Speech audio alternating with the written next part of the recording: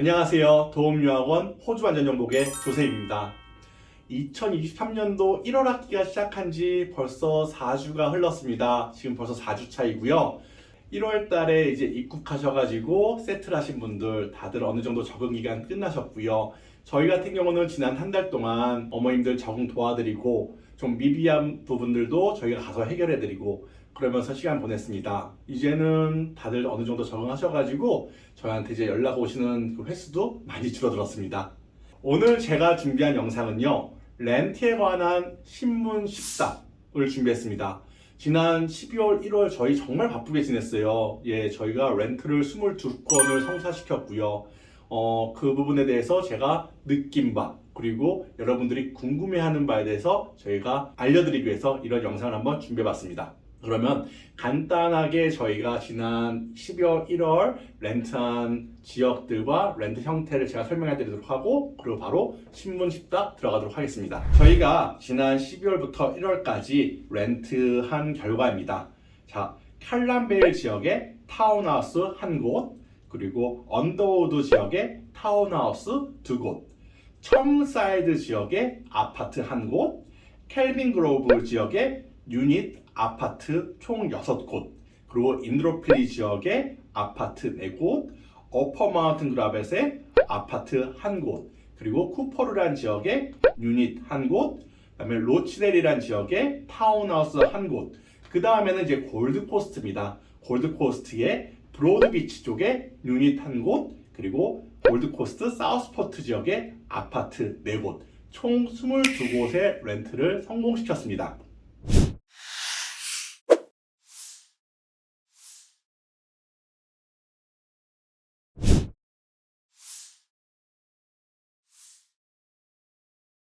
제가 12월, 1월 렌트를 하면서 작년 7월 달과 비교를 해보면 첫 번째는 가격이겠죠. 브리스벤 전체적인 가격이 이제는 상향 평준화 됐다고 보면 됩니다.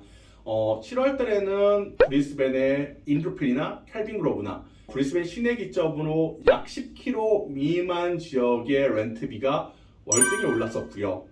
그리고 지금 12월, 1월 같은 경우는 브리스벤 외곽 지역, 그러니까 약 20km 정도 떨어져 있는 언더우드, 스프링우드, 데이즈 힐 이런 곳의 타운하우스들도 가격이 많이 올랐습니다. 지난 7월과 비교했을 때 달라진 점은 이 점인 것 같아요. 지난 7월 같은 경우는 인터내셔널에서 많이 들어왔습니다. 제가 인스펙션을 가보면은 외국인들, 학생분들이 많았던 것 같은데요.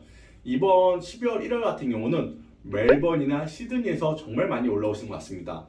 멜번과 시드니의 렌트 비용이 엄청나게 올랐대요. 지금 브리스벤에 오른 거는 뭐 상대도 안 되게 많이 올랐답니다. 그래서 시드니나 멜번 쪽에서 오히려 브리스벤 쪽으로 이렇게 지역 이동하는 가정들이 많이 들은 것 같습니다. 제가 느끼기에도 경쟁하시는 분들이 호주 가정분들이 꽤 많았습니다. 아직까지도 수요와 공급으로 봤을 때 수요보다는 공급이 훨씬 적습니다. 그러니까 아직까지도 렌트는 대란이라 보시면 됩니다.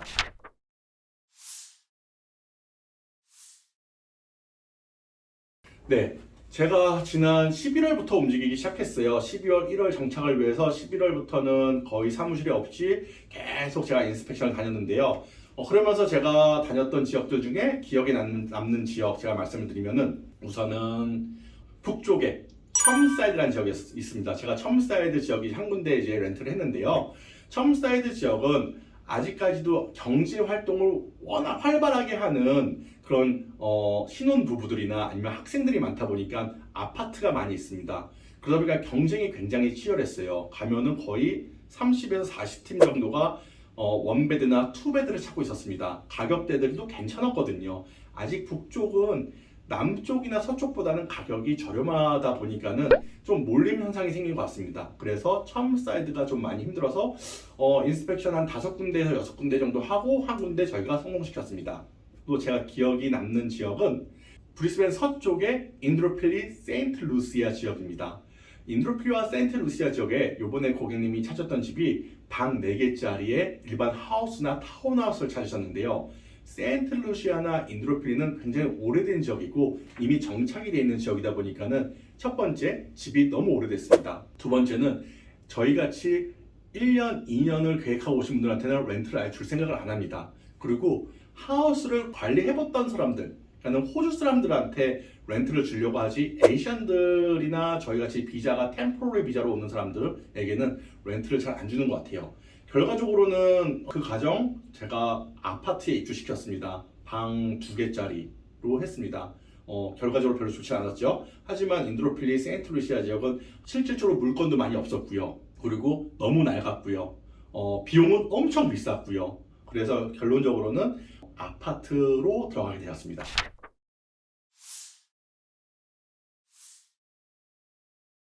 제가 렌트를 하기 위해서 정말 많은 동네를 돌아다녔는데요. 가장 힘들었던 지역은 두 군데가 제가 기억이 납니다. 한 군데는 골드코스트의 브로드비치라는 지역입니다. 브로드비치라는 지역은요, 굉장히 유명한 관광지예요. 그러다 보니까 호텔형 레지던스도 많고 유닛도 많고 아파트도 많은데요. 문제는 지금 집주인들이 렌트 수입보다 에어비앤비 수입이 훨씬 좋다 보니까는 렌트보다는 에어비앤비를 돌리고 있습니다. 실제적으로 에어비앤비를 관리해주는 그런 업체들도 굉장히 많이 생겼고요.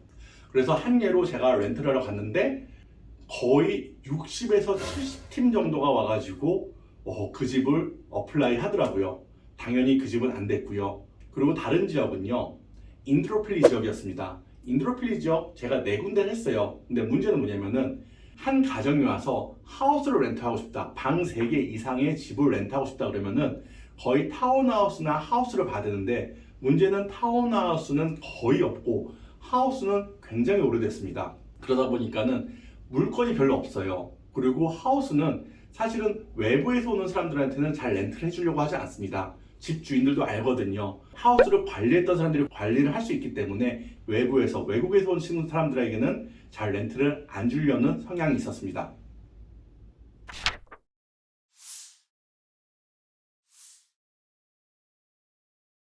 네, 이거는 그렇죠. 저희 손님들이 대부분 아이 한 명의 엄마, 아니면은 아이 2명의 엄마, 이렇게 2인 가족, 3인 가족, 많아봤자 4인 가족이다 보니까는 당연히 타운하우스나 아파트나 유닛으로 몰릴 수밖에 없습니다. 그리고 하우스는 첫 번째는 이제 관리를 또 해야 되고, 렌트비 이외에 잔디 관리나 수영장 있으면 수영장 관리나 그런 관리 비용이 또 들기 때문에, 오시기 전에는 그런 상상을 많이 하시죠. 한국에서 이제 아파트 생활하다가 이렇게 수영장 딸린 집, 2층 집, 그다음에 잔디 쫙 깔려 있는 집, 이런 데서 한번 살아봐야지 했는데, 현실적으로는 사실은 많이 또 추가적인 비용과 그다음에 신경 써야 될 게 한두 가지가 아니거든요.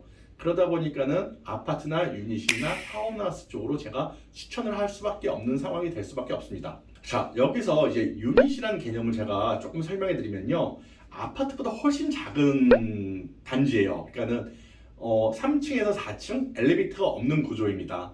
아주 옛날 형식이에요. 지금은 유닛이라는 개념 자체가 많이 없어지고 유닛이 아파트를 대체하고 있습니다. 그러다 보니까 이제 유닛은 브리스벤 시내 근교에 많이 있어요. 그래서 지역적으로 시내 근처에 있는 학교를 선택했을 경우에는 아파트가 아니라 유닛을 갈 경우도 있는데, 유닛은 오래됐다 보니까는 아무래도 생활하는데 불편함들은 계속 딸려오기 마련입니다.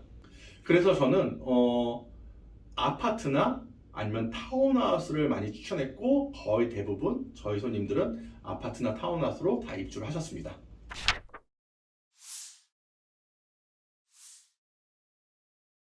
퍼니시드, 가구가 있는 집이죠. 네, 프리 퍼니시드라고 그러죠. 퍼니시드 집은요, 이렇게 생각하셔야 돼요.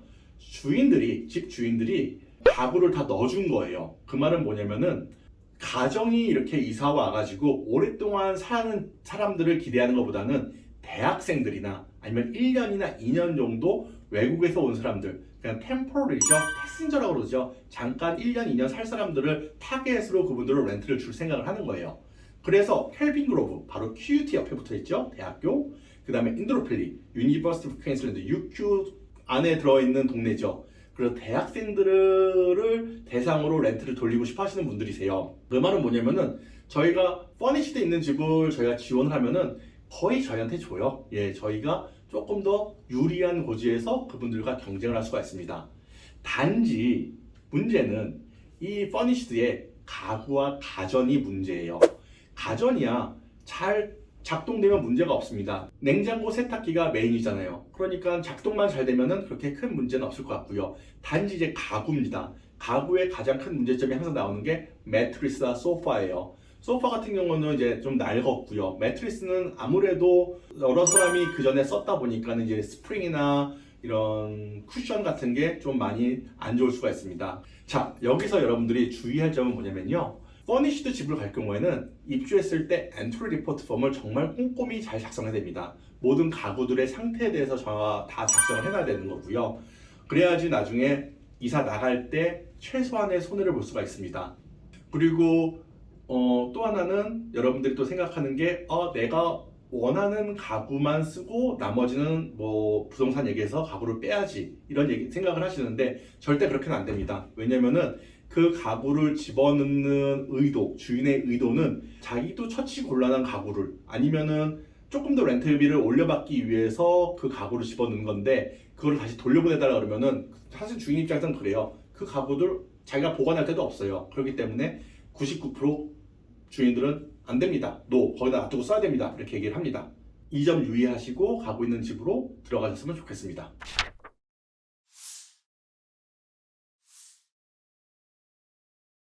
노하우요. 노하우 있죠. 제가 정착 서비스를 처음 시작한 게 제가 대학교 다닐 때 아르바이트로 시작했습니다. 그러다 보니까는 이 렌트를 해주는 서비스를 제가 정말 오랫동안 했죠. 그러다 보니 저도 이제 노하우라면 노하우인데 그런 것들이 좀 쌓인 것 같습니다. 제가 생각하는 저의 노하우 포인트는 두 가지입니다. 첫 번째는 Real Estate Agency, 그냥 부동산이죠. 부동산과의 관계. 두 번째는 주인의 입장에서 생각을 하는 겁니다.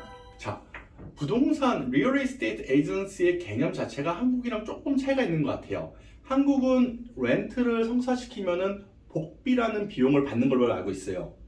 근데 호주는요, 테넌트, 그러니까 입주자가 렌트비를 낼 때마다 부동산에서 적게는 1.5%에서 많게는 3%까지 커미션을 렌트비에서 빼갑니다. 그리고 나머지 돈을 주인한테 주는 거예요. 그러니까 정확히 말하면은 여기 부동산은 집을 관리해 줍니다. 그러다 보니까는요, 호주 부동산 리얼 에스테이트 에이전시는요, 자기네들과 커뮤니케이션이 잘 되는 사람과 두 번째는 자기네들이 핸들링, 관리를 잘할 수 있는 테넌트를 찾고 있습니다. 그 다음에 주인 입장에서 생각을 하는 거예요. 주인이 첫 번째 고려하는 거는 돈이에요. 수입률이죠. 그러니까는 렌트비를 잘 낼 수 있는 사람을 첫 번째 고려하고요.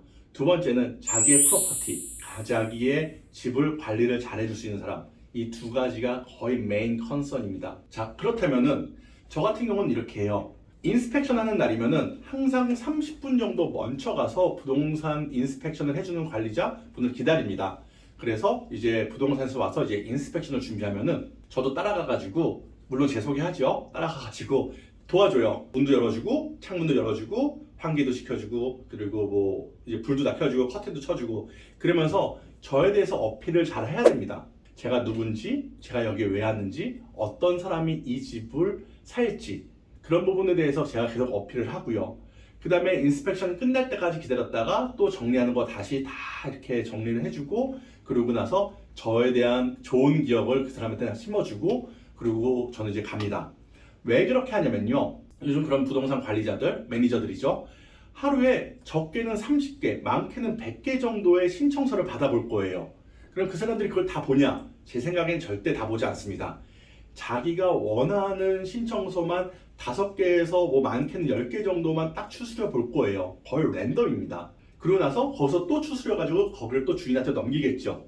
10개 안에 제 신청서가 들어가야 되는 게 이제 첫 번째 관문이에요. 그러려면은 저에 대해서 인식을 잘 시켜주고, 그 사람들도 이런 사람이 정말로 이 집을 원하는구나, 내가 이 사람한테 줘도 문제 없겠구나 라고 일단은 인식을 시켜줘야 됩니다. 두 번째는요, 신청서 작성입니다. 제가 나중에 또 제가 설명을 해드리겠는데, 신청서 작성 시에 얼마만큼 그 사람들이 일을 간단하게 할 수 있게끔 제가 깔끔하게 이메일이든 깔끔하게 온라인으로 신청을 하던 정확히 이해를 시켜줘야 됩니다. 그 이유는 호주 사람들이 신청할 때는요, 굉장히 간단해요. 여권 없으면은 드라이브 라이센스, 그 다음에 페이슬립, 페이슬립은 월급 지급서, 명세서 이런 거죠. 그 다음에 지난 렌트 히스토리 레퍼런스, 그 다음에 가스나 전기비 냈던 기록, 그 다음에 영수증, 이런 것들만 이제 내면 되니까는 자기들이 다 갖고 있는 것들이에요. 근데 한국에서 오는 저희 손님들은 사실은 여권밖에 제출할 게 없어요. 페이슬립이라고 해서 명세서인데, 월급 명세서인데 한국 명세서 내봤자 얘들 이해도 못해요.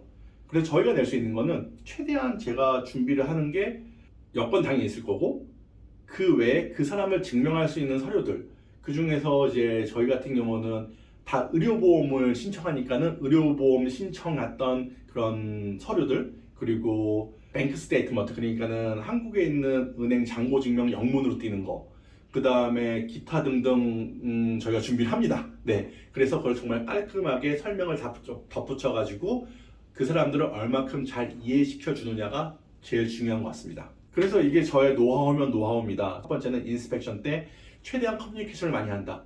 그러면서 저의 좋은 기억을 그 사람한테 심어준다. 두 번째는 서류를 정말 깔끔하게 정리해서 보내주고, 왜 우리가 이 집을 렌트하는지에 대한, 그다음에 우리가 어떤 사람인지에 대한 거를 정확하게 그 사람들을 이해시켜 준다. 이 두 가지가 저한테는 어떻게 보면 노하우인 것 같습니다.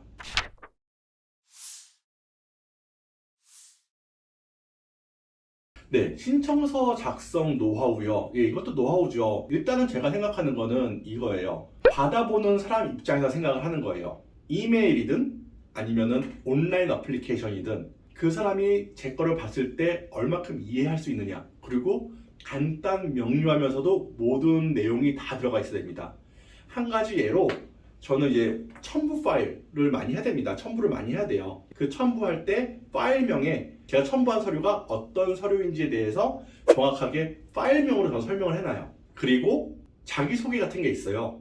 내가 저희 손님의 입장에서 이제 자기소개를 쓰는 거죠. 나는 누구누구이고 어떠한 목적으로 호주에 오고 경제적으로는 어떠한 지원을 받고 문제가 없다. 렌트비 1년치 내는 건 나한테 일도 아니다. 이런 식으로 이제 저는 이제 장문의 이메일을 심플하면서도 모든 컨텐츠 내용이 다 있는 거를 다 써서 보내는데요. 그게 아마도 어떻게 보면 노하우인 것 같아요. 받아보는 사람이 일단 일을 간단하게, 명료하게, 파일링을 쉽게 할 수 있도록 도와주는 거, 이게 저한테는 노하우인 것 같습니다.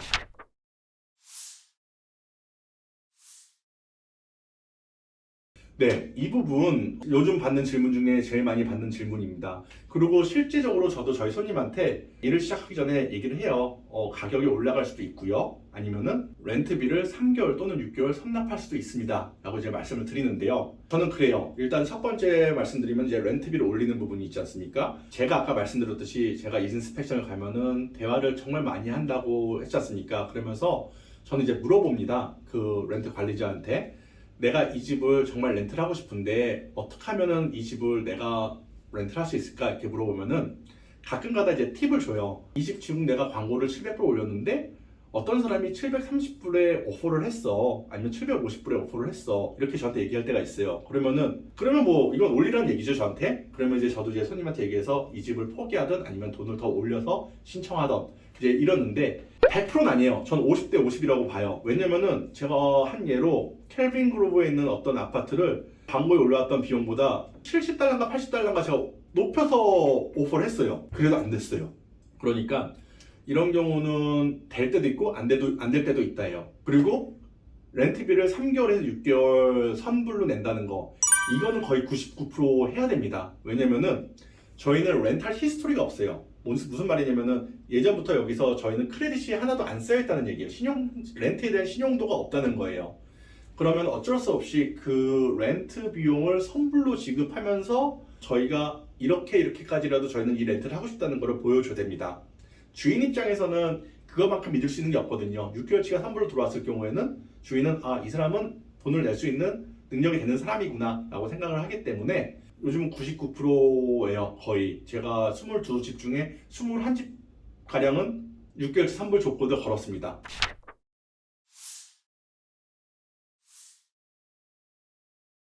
우리가 이제 그렇게 성사가 잘 돼서 이제 계약서를 쓰게 되면은 바로 이제 한국에서 돈을 송금하거든요. 그 이후에 이제 제가 가서 키를 받습니다. 아니면 어머님이 같이 와서 키를 받아도 되고요. 이제 키를 받으면 그 다음에 할 거 두 가지 되게 중요한 게 있습니다. 첫 번째는 Entry Condition Report Form이라는 걸 작성해야 됩니다. 이 Entry Condition Report Form이라는 거는 지금 집 상태, 내가 이사 들어갔을 때 집 상태에 대해서 제가 꼼꼼하게 작성을 해야 되는 폼이 있습니다. 그걸 다 작성을 해야 되고, 요즘 같은 경우에는 굉장히 예전과 달라져가지고 그런 앱들을 사용하는 부동산들도 있어요. 그래서 앱에다가 사진 찍어서 올리고 뭐 이런 경우들도 있습니다. 굉장히 발달됐어요.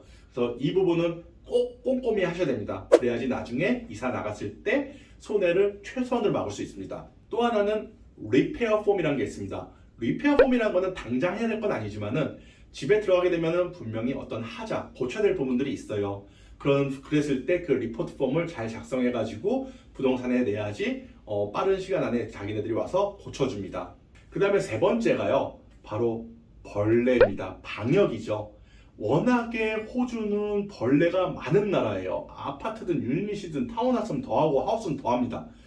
바퀴벌레부터 거미 이런 것들이 너무 많아요. 그러다 보니까는 패스트 컨트롤을 언제 했는지를 확인해야 됩니다. 예를 들어서 패스트 컨트롤이 3개월 전에 했다 그러면은 저희가 요청할 수 있어요. 우리 방역 좀 해줄래? 그러면은 그쪽에서 방역해줍니다. 무료로 해줍니다. 아니면은 이사 들어오기 전에 이미 방역이 끝났다 그러면은 방역했어 그러면은 그럼 다행이죠. 그래서 이 세 가지 Entry Condition Report, Repair Form, 그 다음에 방역, Pest Control은 꼭 확인을 해야 되는 부분 중에 하나입니다.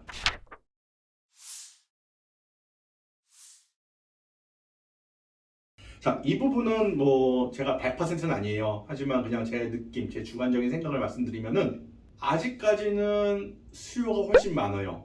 그러다 보니까 경쟁을 할 수밖에 없겠죠. 하지만 렌트비가 더 이상 올라가진 않을 것 같습니다. 시드니와 멜번은 계속 오르고 있대요. 아무래도 그 지역은 인구가 브리스벤보다 2배가 많기 때문에 오를 수밖에 없습니다.